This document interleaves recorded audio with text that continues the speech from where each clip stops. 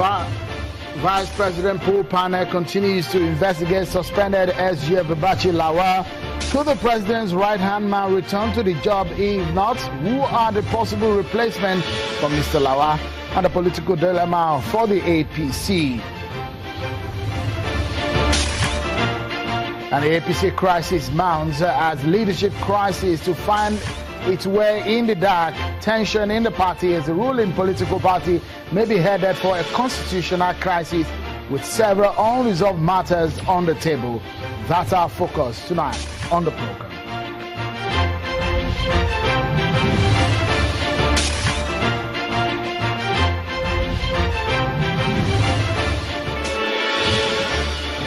Many thanks for joining in. This is Politics Today live on Channels Television. I'm Sean Kimbaloye in Lagos. Welcome everyone. We begin tonight on a rather sad note to the passing of the Osun State Senator Isiaka Adeleke, who also is a former governor of the state, the very first one indeed.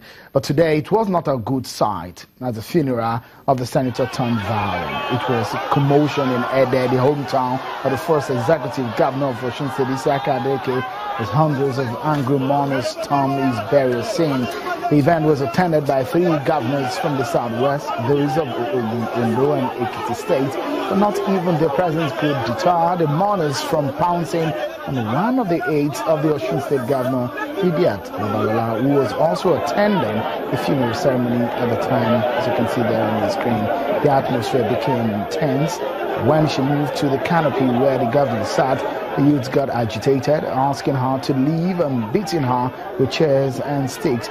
It took the intervention of the Ogun State governor, Bikunle Amosun, to get her to safety.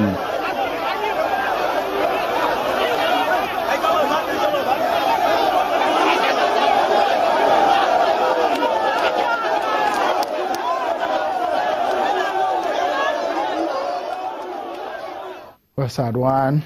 But now let's move to our major story of the day. It is no doubt that the suspension of Mr. Babachir Lawal has caused a huge vacuum in the ruling APC. Well, you may be asking, it's just one position, but you know, in power, there are a lot of political tentacles around the political office, and you know what it means when such a powerful person is relieved of his position. The decision of the president still leaves some in deep thought over the president's willingness to fight corruption.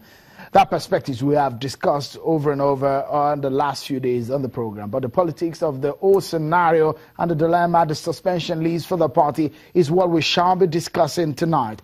A big question will be, who will be the suitable candidate for the position? And we'll look at the process of probing the 2 men that were suspended by the president. Joining me is a former commissioner in Edo State and a member of the APC, Mr. Kasim Afegbua, who joins us from our Benin studio, and here in our Lagos studio, policy analyst, Mr. Curtis Adigba. Many thanks, gentlemen, for coming on the program. Maybe I should begin with you there in Benin, Mr. Afegbua.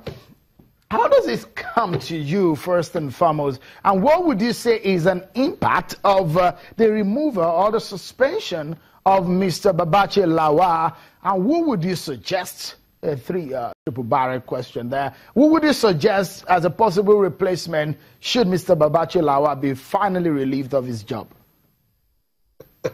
I think you seem to be giving me the job of the president. I am not the president of the country. The president has the right to choose anyone from the hierarchy of the APC. There are quite a number of credible Nigerians populated in that party, and he has the right to choose anyone, for that particular job. The suspension of Babachir Lawal is long overdue. If you ask me, if I were to be in the shoes of Babachir Lawal ab initio, I would have, elected to resign first so that they can conclude investigation into allegations of financial impropriety with respect to contracts of grass cutting and what have you. But in this climb, people don't resign.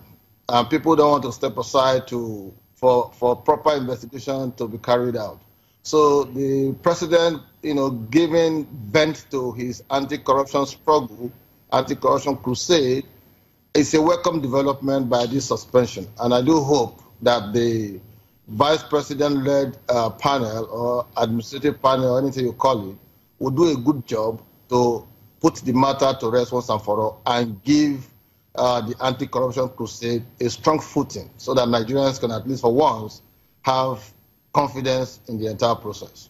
One of the major issues, you're an insider in the APC, a member of the party and perhaps a chieftain of the party, and you did hear some of the concerns of so many members of your party that some parts of the country has been displaced by some of the major positions or some of the appointments made by President Muhammadu Buhari in the early days of his administration. And some people have suggested that that SGF position should have gone to the Southeast. Would you be advising, if you have that opportunity to advise the president, to this time around that he's taking someone from the Northeast away from that position, should he be considering someone from the South, specifically from the Southeast? My personal opinion has always been that merit should be the fundamental motivation for choice of anyone to hold any sensitive position in government. There are other positions you can zone and all of that, but you need competence, you need understanding of the workings of government for you to fit in as a secretary to government of the federation. The Southeast, by way of zoning, since zoning has become the operative word now, just finished serving as SGF in the presence of Senator Pius Anyim, and so I wouldn't expect that they will be clamoring to become SGF in this dispensation again. Secondly, don't forget that the APC didn't show good rating in the Southeast, and so for you to choose somebody from that zone to fit into SGF when another person just left will not be too comfortable with other persons or other zones that gave enormous votes for the presidency of Muhammadu Buhari.